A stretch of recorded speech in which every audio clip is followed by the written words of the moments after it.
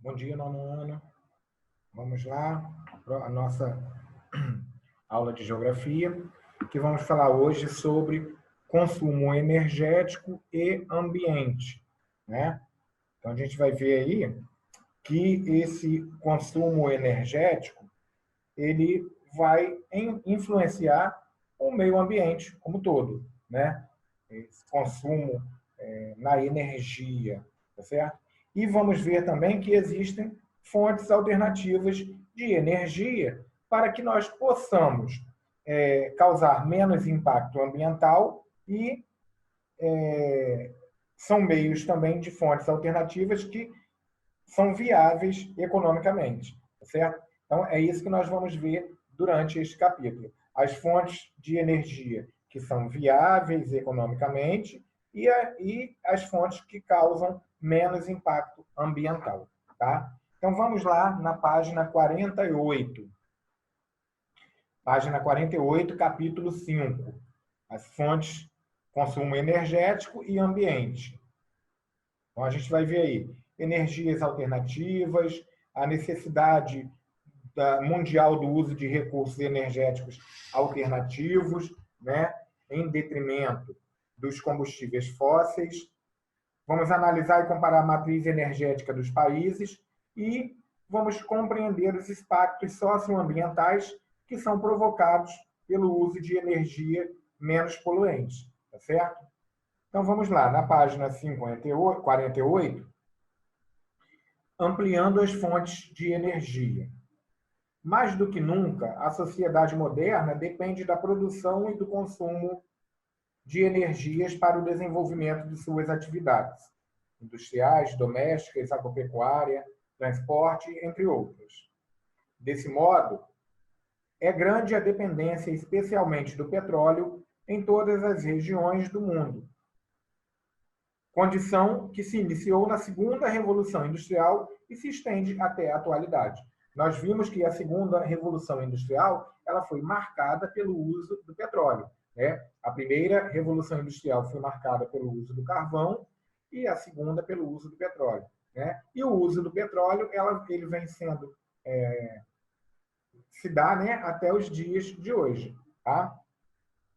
Devido à elevação dos impactos socioambientais decorrentes do uso intensivo de fontes de energias não renováveis, como os combustíveis fósseis, a possibilidade de esgotamento e a dependência econômica e política de tais recursos, tornou-se necessário ampliar a produção e a utilização de fontes alternativas, viáveis economicamente e que visassem causar menores impactos.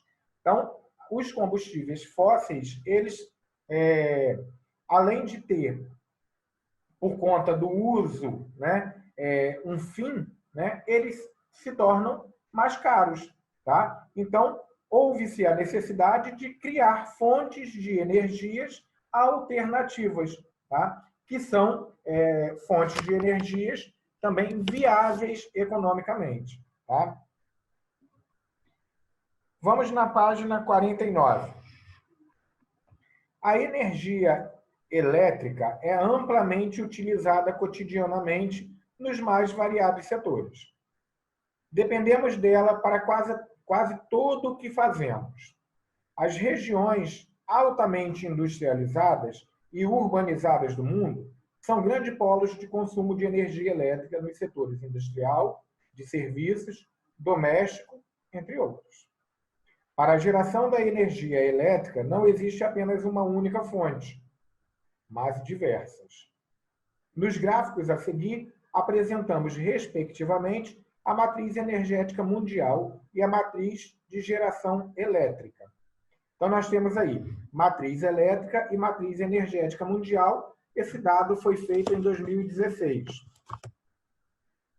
2016. Matriz energética, né? Então, o consumo de óleo, carvão, gás, nuclear, hidráulica e outras energias, né? E a matriz elétrica, nós temos óleo, carvão, gás, nuclear, hidráulica e outras. Observem que a matriz energética ela tem um grande gasto de carvão, né? Enquanto a matriz energética, ela tem um grande gasto em óleo. Então, a matriz elétrica gasta-se muito mais em carvão e a matriz energética gasta-se muito mais em óleo. Tá? Mais abaixo a gente tem a fonte utilizada para a geração de energia elétrica pode ser renovável e não renovável. A energia elétrica proveniente de combustíveis fósseis, como carvão mineral, petróleo e gás natural, e a nuclear, correspondem a 75,9% do total de energia utilizada no mundo, enquanto as energias renováveis atingiram um patamar de 24,1% no período.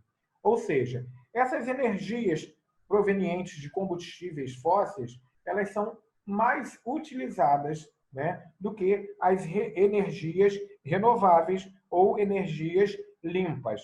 Até porque a energia renovável, né, ela se torna ainda muito cara para que as pessoas possam acessar, né, adquirir.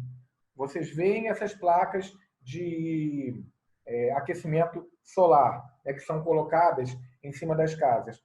Pouquíssimas casas utilizam a energia solar, porque a instalação dela é muito cara, né? Lógico que, ao longo do tempo, você vai tirando aquilo que você investiu na instalação das placas solares, mas isso leva-se um bom tempo. E as pessoas não têm disponível o dinheiro para se colocar, investir, né, para a instalação dessas placas solares. Então, ainda é muito utilizado, né, no mundo como todo, a energia fóssil, né, as energias não renováveis, tá certo? Energia solar é um tipo de energia renovável, ela se renova todos os dias, né, com o sol, sem se gastar nada. Tá? A energia não renovável, a energia fóssil, por exemplo, né, ela gasta-se, tá? E leva tempo para se produzir também esse tipo de energia, né? Vinda dos fósseis. Tá? O gráfico mostra os dados gerais do mundo, mas se nos atentarmos para cada país, teremos uma grande variação. Há países que são dependentes quase exclusivamente de uma só fonte de energia, tá? Ou do carvão, ou do óleo, ou do gás, né? Uma dessas fontes de energia que essa matriz elétrica e energética trazem aí em cima, ou no gráfico para vocês. Há países que são dependentes quase exclusivamente de uma só fonte de energia. Na África do Sul, por exemplo, o carvão mineral representa 93% de sua matriz elétrica. No Uzbequistão, o gás natural corresponde a 88% de sua matriz energética. Tá? Então, quer dizer, há países em que só uma fonte, né, da matriz energética existe naquele local em abundância, em detrimento de outras que não existem. Tá certo? Página 50. Entre as energias renováveis para a geração da eletricidade, destaca-se a energia hidráulica. O uso da força de água dos rios representa 16% do total da energia utilizada no mundo. E, assim como no Brasil, é a principal fonte de eletricidade em outros países. No Paraguai, por exemplo, a energia hidráulica representa 100% da matriz elétrica, embora sua capacidade instalada não seja a maior do mundo. Observe a fotografia e no mapa a seguir. Então, nós temos aí uma usina hidrelétrica, né, que é uma usina que fornece, né, ela tem como fonte a água e ela fornece energia hidráulica, né, para uma determinada localidade. A gente viu, né, que o Paraguai ele utiliza 100% da energia hidráulica, tá, na matriz elétrica, certo? Bem, ao analisarmos o mapa, observamos que a produção de energia hidrelétrica é bastante reduzida em países da África. Muitos deles não têm rios volumosos ou tecnologia, aliás, não têm rios volumosos ou tecnologia para seu aproveitamento. A geração tem destaque na China, que lidera a produção da hidroeletricidade. Estados Unidos, Brasil e alguns países da Europa, com destaque para a Rússia, Espanha, França e Itália. Na Oceania, a Austrália tem feito grandes investimentos na produção de energias renováveis. Além do uso da energia hidráulica, o país investe na geração de energia solar e eólica. Estima-se que quase 20% de toda a energia australiana seja de fontes renováveis a partir de 2018, visando diminuir o uso do carvão mineral e do gás natural, que ainda são largamente utilizados. Então, a gente viu aí alguns tipos de energias renováveis, né? Energia eólica, a energia que vem do ar, né? Energia solar, que vem do sol, e a energia hídrica, né? Que vem das águas, de rios e mares. São tipos de energias renováveis ou energias limpas, tá? Ao ponto que as energias fósseis são energias não renováveis e que ainda poluem, né? Ajuda a poluir, né, o ambiente, tá certo? Vamos à página 51. Hidrelétricas e impactos socioambientais. A China tem a maior hidrelétrica do mundo, a usina de Três Gargantas, no rio Yangtze, com grande potencial de geração de energia, aproximadamente 18.200. A construção começou em 1993 e terminou em 2012. A hidrelétrica também contribui para controlar enchentes e facilita a navegação ao longo de todo o rio. Então, a China, né, tem a maior hidrelétrica do mundo. Vocês podem grifar isso aí. E é chamada a usina de Três Gargantas, tá? Podem dar uma grifadinha nisso aí, por favor.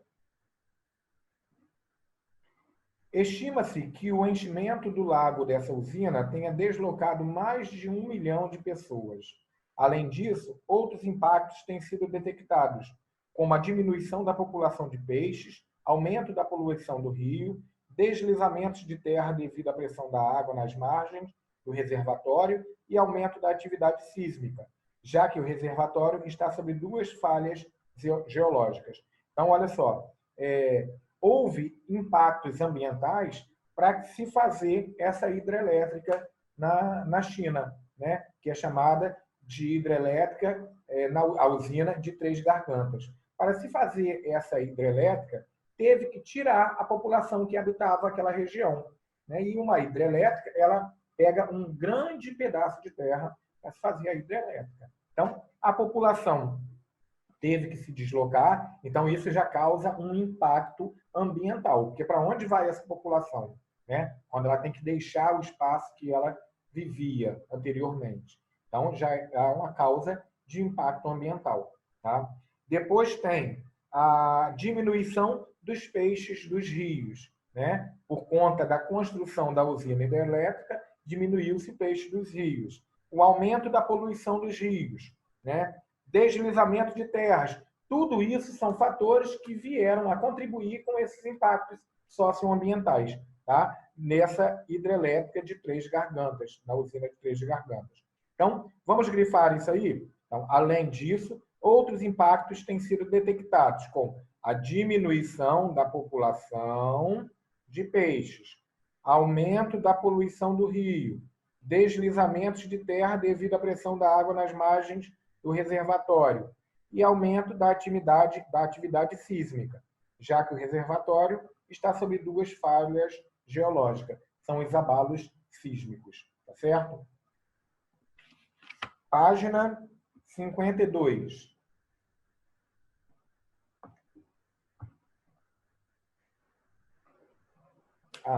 Na página 52, vamos lá. No continente africano, alguns países também fazem grandes aportes de investimentos nesse tipo de energia. Na Etiópia, por exemplo, 56,3% da matriz energética é proveniente da energia hidráulica. Atualmente, o país desenvolve um importante projeto hidrelétrico que despertou questionamentos de nações vizinhas, como o Egito e Sudão. Na construção da grande represa do Renascimento, essa represa que vocês veem no mapa ao lado, tá? Que atinge aí Egito, Sudão, Sudão do Sul e Bânia, né? A Etiópia, com essa construção dessa grande represa, ela vai abalar também essas outras localidades, tá? Então, a construção da grande represa do Renascimento, no rio Nilo Azul, um importante afluente do rio Nilo, causa polêmicas porque há o temor do governo, tanto do Egito quanto do Sudão, de que o represamento das águas na Etiópia reduza a vazão do Nilo. Ou seja, a Etiópia vai represar água para formar essa grande represa, né, para gerar energia para eles. Só que os governos do Egito e do Sudão estão com medo de que diminua as águas do rio Nilo, tá? E que venha a causar impactos socioambientais nesses dois outros países da África. Bem, a construção começou em 2011 e estima-se que o potencial de energia será de 6.400 por ano após sua conclusão. Com isso, a Etiópia poderá atender a sua demanda de energia e ainda exportar parte da produção. A construção de usinas hidrelétricas traz uma série de impactos ambientais, sociais e ecológicos, além do alagamento de áreas naturais e agricultáveis, no desvio ou represamento de grandes quantidades de água para a formação do lago, e da expulsão de comunidades ribeirinhas e tradicionais. Verifica-se, em muitos casos, acelerado processo de sedimentação e assoreamento do lago. Então, né, são os impactos ambientais que são causados com a construção das usinas hidrelétricas. Tá? Na página 53, vocês têm aí um exercício. Vamos passar para a página 54, energia nuclear. Em 2016, a energia nuclear correspondia a 5% da matriz energética mundial. Exclusivamente para a geração elétrica, representava 10,6% da matriz mundial. A energia nuclear surgiu como alternativa à energia termoelétrica nos anos de 1970 e 1980. A tabela a seguir apresenta o ranking dos países que mais utilizam a energia nuclear em sua matriz elétrica em 2016. São países que dependem da energia nuclear para fornecer, pelo menos, mais de 30% de sua demanda total de eletricidade. Então, nós temos, né, a França e todos esses países que aí estão elencados, né, que são participantes de energia nuclear na geração de eletricidade. Tá? Então, a gente vê, ó, França, Eslováquia, Ucrânia, Bélgica, Hungria, Suécia, Eslovênia, Bulgária, Suíça, Finlândia, Armênia, Coreia do Sul e República Tcheca. São os países que têm uma maior quantidade de usinas nucleares. Tá? Embora esses países sejam os que mais utilizam a energia nuclear para a geração de eletricidade, não são os maiores produtores. Os Estados Unidos e a França são os principais produtores de energia nuclear. Grifem para mim. Os Estados Unidos e a França são os principais produtores de energia nuclear, seguidos da China, Rússia e Coreia do Sul. Alguns desses países, até aí, tá? Alguns desses países utilizam para fins não pacíficos, ou seja, para a produção de bombas atômicas. Conforme informações da Agência Internacional de Engenharia Atômica, a IAEA, órgão da ONU, que fiscaliza o setor de energia nuclear pelo mundo, existem aproximadamente 400 reatores nucleares em operação pelo mundo. E a gente sabe que uma bomba nuclear, né, ela tem alto grau de destruição, né? Durante o término já da Segunda Guerra Mundial, nós vamos ver isso em história, né? Os Estados Unidos lançam sobre o Japão em Hiroshima e em Nagasaki uma bomba atômica, né? Essa bomba, uma bomba nuclear. Essa bomba, ela vai afetar a vida de milhões de japoneses, né? E a gente vai estudar isso em história. Isso já terminando a Segunda Guerra Mundial. Já havia terminado a Segunda Guerra Mundial, né? E os Estados Unidos fazem isso, lançam no Japão, né, em Hiroshima e Nagasaki, e pessoas ainda que estão vivas sofrem os impactos da bomba que foi lançada em Hiroshima e Nagasaki. Tá bom? São, então, países que produzem, como os Estados Unidos, né, a bomba para fins de destruição em massa. Tá? O governo francês pretende reduzir em 50% o uso de energia atômica em solo francês até 2025. A Alemanha também utiliza a energia nuclear como fonte geradora de energia elétrica. Entretanto, desde 2011, o governo alemão desenvolveu um projeto para fechar as usinas e o prazo final está estipulado para o ano de 2022. No Japão, devido ao acidente em Fukushima, em 2011, o governo passou por intensas pressões que culminaram na adoção de um projeto para eliminar a fonte nuclear até 2030. Desde 2006, o governo chinês tem investido na ampliação do parque nuclear para substituir a produção de energia proveniente do carvão mineral e outras fontes fósseis. Essa ampliação foi de 8 GW para 34 GW. E há uma estimativa de ampliação até 2030 para 130 GW, com a construção de funcionamento de 4 a 6 novos reatores por ano.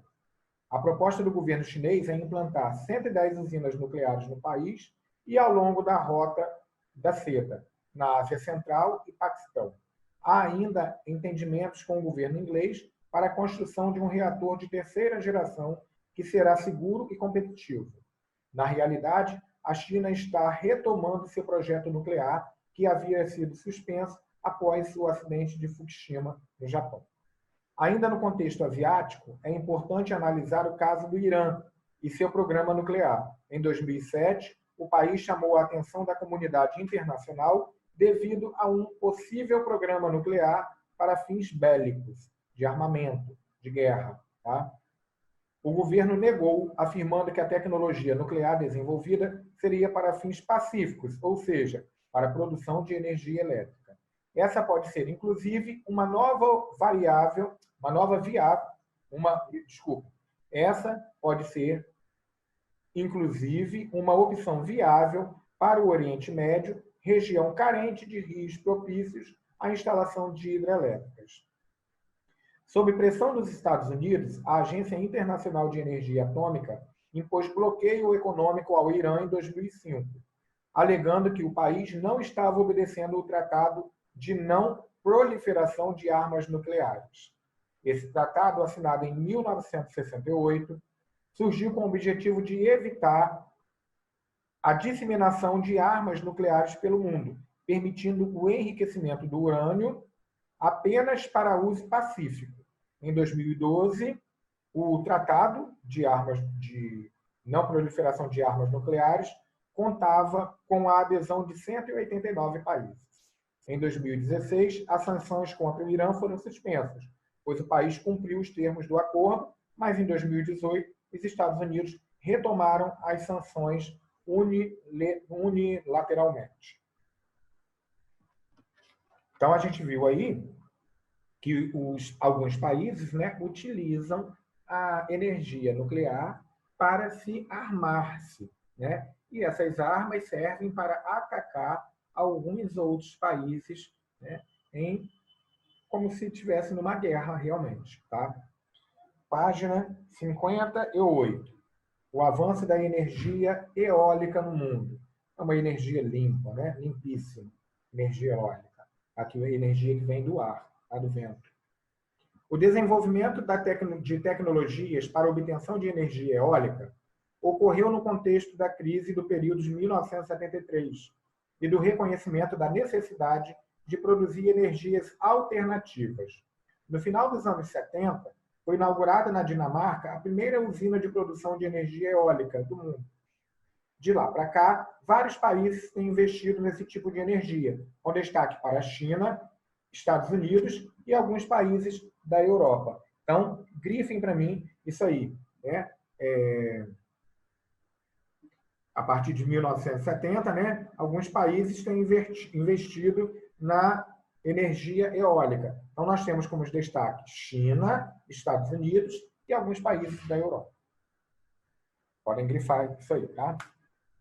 O gráfico ao lado mostra os líderes mundiais da capacidade acumulada de energia eólica. Então, nós temos aí a Alemanha, né, a Índia, Espanha, Reino Unido, França, Brasil, Canadá, Itália, o resto do mundo e a China. Tá? A China é a que mais investe, né, em energia eólica. Se vocês olharem este gráfico de pizza aqui, né, vocês vão ver que a China é o maior investidor em energia eólica, seguido dos Estados Unidos e outros países, dentre eles o Brasil, tá?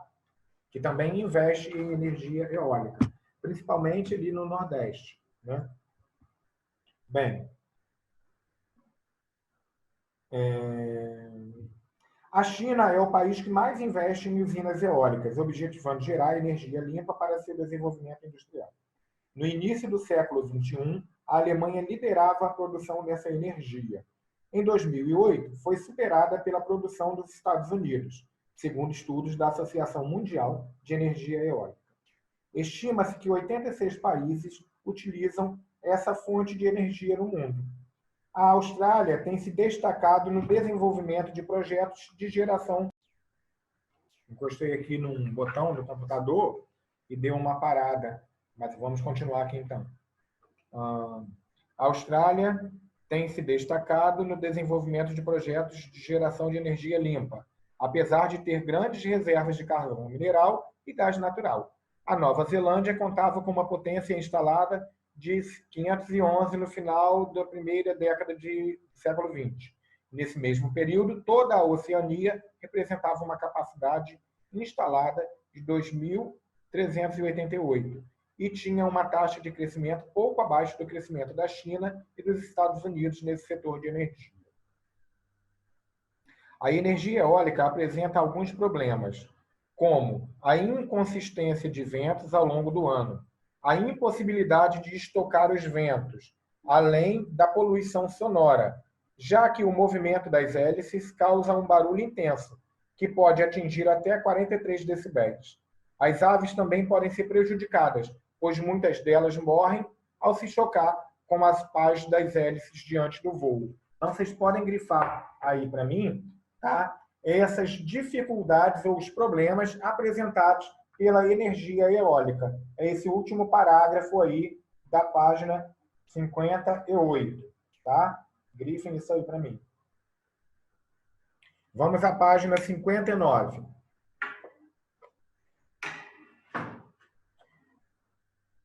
Produção de biocombustíveis e impactos. A cada ano, a produção de biocombustíveis aumenta em todo o mundo. Dados da British Petroleum, referentes a 2014, revelam que naquele ano a produção mundial foi de mais de 70 mil toneladas, com destaque para os Estados Unidos e o Brasil, que são os maiores produtores do mundo de biocombustível. A produção de biocombustíveis tem crescido no continente asiático nos últimos anos, destacando-se a Indonésia, cuja produção representa 3,5% do total mundial em 2014. A China também tem se destacado, aparecendo em 7º lugar entre os 10 principais produtores de biocombustíveis. Entre 2010 e 2015, os chineses dobraram a produção de biodiesel. Então, a gente tem aí os principais países produtores de biocombustível, tá?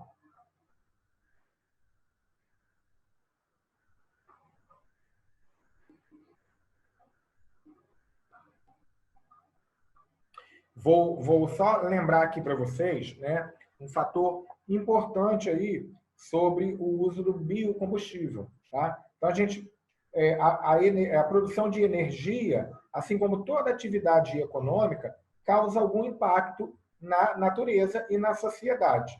Se, por um lado, a produção de energia por meio do biocombustível reduz a emissão de poluentes e a dependência dos combustíveis fósseis, por outro lado, com a produção intensiva desgasta o solo e pode aumentar a concentração de terras, além de reduzir a disponibilidade para a produção de alimentos. Né? Se a gente tira alguma coisa da natureza, né, para fazer o combustível, obviamente, né, pode afetar a produção de alimentos para o ser humano e para os seres vivos, né, para os animais também. Tá? Além da União Europeia, são considerados os mais importantes produtores de biodiesel. A produção responde... Desculpa, vou voltar aqui à frase que eu acabei de ler agora, na página 59. Abaixo aí do gráfico que a gente viu aí agora, né? Os principais países produtores de biocombustíveis. A gente tem Estados Unidos, Brasil, Alemanha, Argentina, China, Indonésia, França, Tailândia, Canadá e Colômbia. Então, agora abaixo do gráfico, vou ler para vocês. Os principais países da União Europeia são considerados os mais importantes produtores de biodiesel.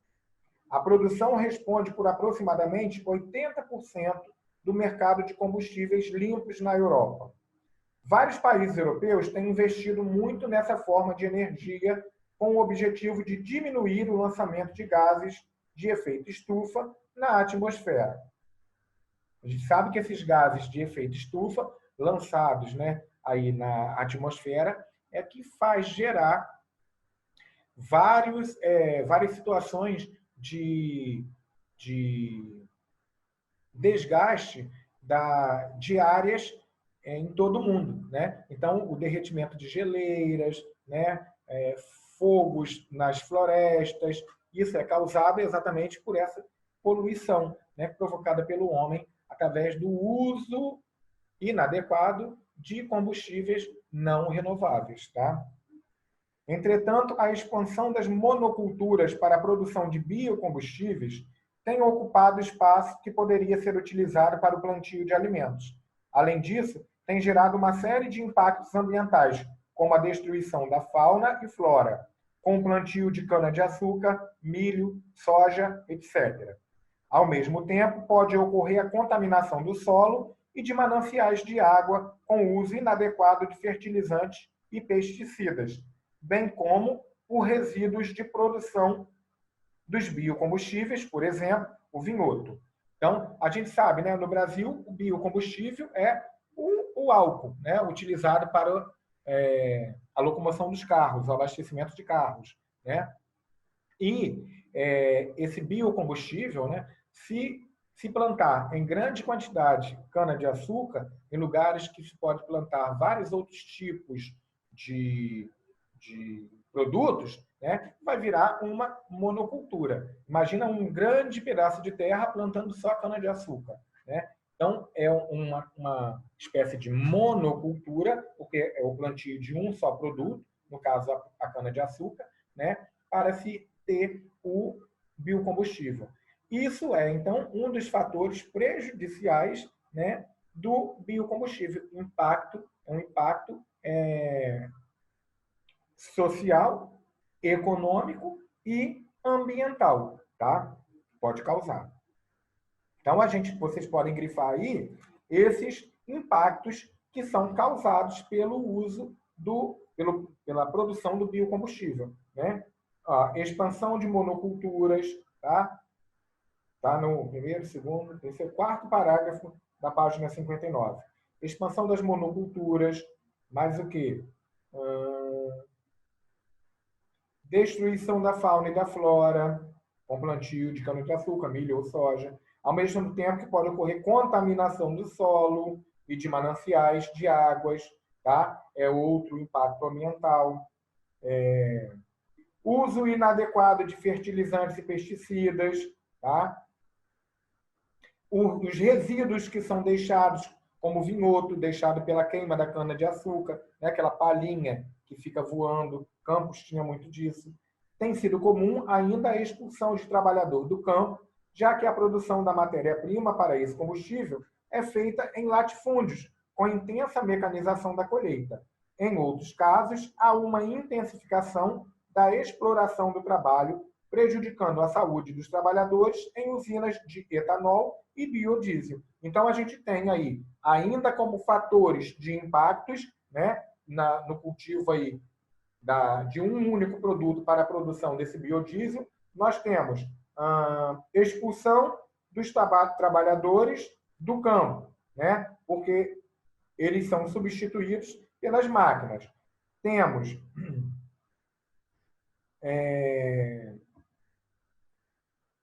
intensificação da exploração do trabalho, também, a exploração do trabalho. Então, vocês podem grifar isso que está aí grifado no livro, no meu livro, vocês podem grifar também no de vocês, tá? Página 59. Bem, meninos, com isso, nós terminamos esse capítulo, falando sobre o consumo energético e o meio ambiente, né? Então, mesmo as energias renováveis, elas têm os seus aspectos, né, de prejuízo para a natureza e para o homem, tá certo? Agora eu quero que vocês, né, depois da aula, vocês façam os exercícios da página 48, 49, 53, 56 e 57, página 60 e 61, tá? E na próxima aula nós corrigimos esses exercícios. Então, para vocês, uma boa semana, né? E fiquem com Deus, tá? Então, até a próxima aula, tá bom?